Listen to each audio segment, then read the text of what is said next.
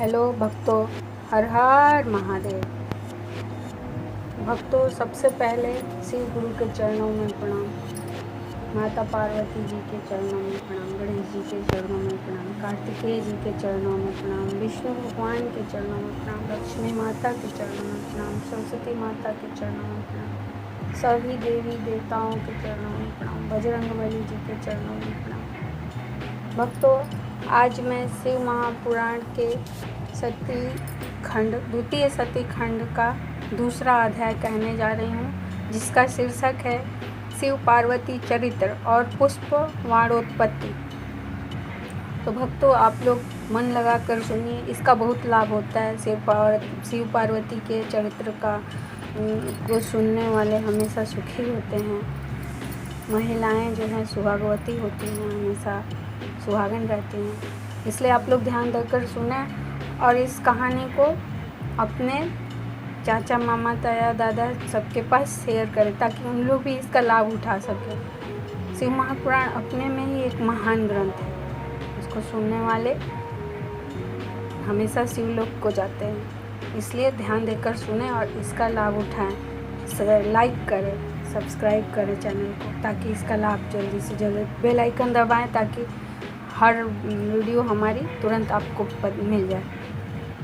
तो अब मैं कथा सुननी शुरू करने जा रही हूँ। सूत जी बोले, हे नैमिषारण्य के वासियों, ब्रह्मा जी की ऐसी वाणी को सुनकर मुनिवर नारद जी फिर पापनाशिनी कथा पूछने लगे।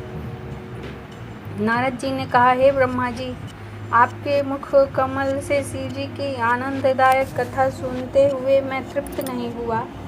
हे विश्व के रचयिता, मैं दिव्य सती शिव जी का चरित्र सुनना चाहता हूँ।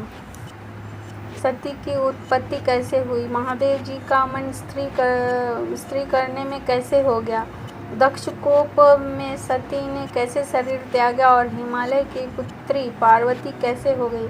उनका उग्र तप, विवाद, कामनाश आदि कथाएं विस्तार पूर्वक मुझे सुनाइए। ब्रह्मा जी ने कहा, हे मुनि, अब पार्वती और शिव का अत्यंत पवित्र और गुह्य से भी गुह्य, परम पावन और दिव्य यश सुनो। पहले शिव जी निर्गुण, निर्विकल्प, रूप रहित, शक्ति रहित, चिन्मात्र, सत असत से परे, शिव स्वरूप, निर्विकारी और परात्पर दिव्य रूप एक ही थे। फिर उमा के साथ सगुण और शक्तिमान प्रभु हो गए, जिनके बाएं अंग में विष्णु और दक्षिण अंग में ब्रह्मा उत्पन्न हुए।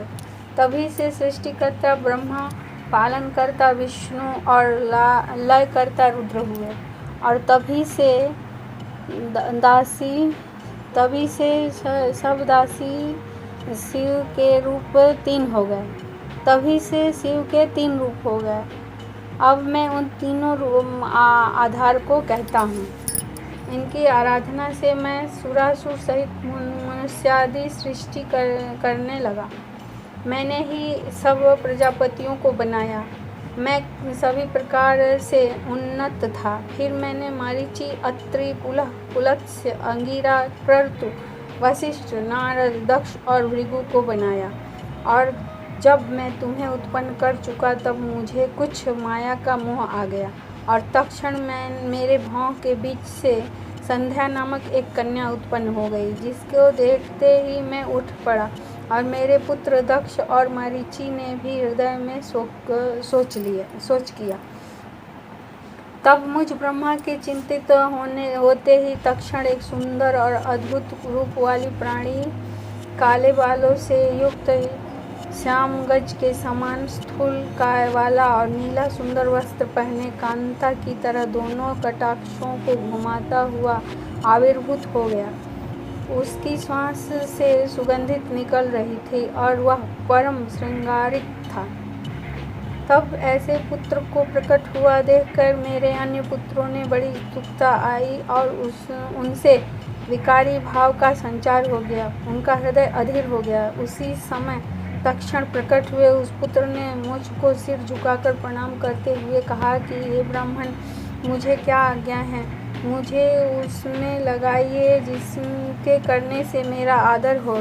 ब्रह्मा जी ने कहा, तुम सनातनी सृष्टि उत्पन्न करो। मैं वासुदेव और सभी तुम्हारे वश में हैं। आज से तुम्हारा नाम पुष्पवाण होगा। तुम से लोगों में आश्चर्य, सदैव सुख का लक्ष्य और नित्य ही प्राणियों में मद उत्पन्न हुआ करेगा और तुम इसी प्रकार सृष्टि के प्रवर्तक बनो। मेरे ये पुत्र भी तत्व रूप से तुम्हारे नाम का स्मरण करेंगे।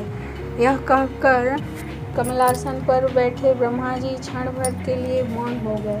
बोले, बाबा भोलेनाथ की जय, मैया पार्वती जी की जय।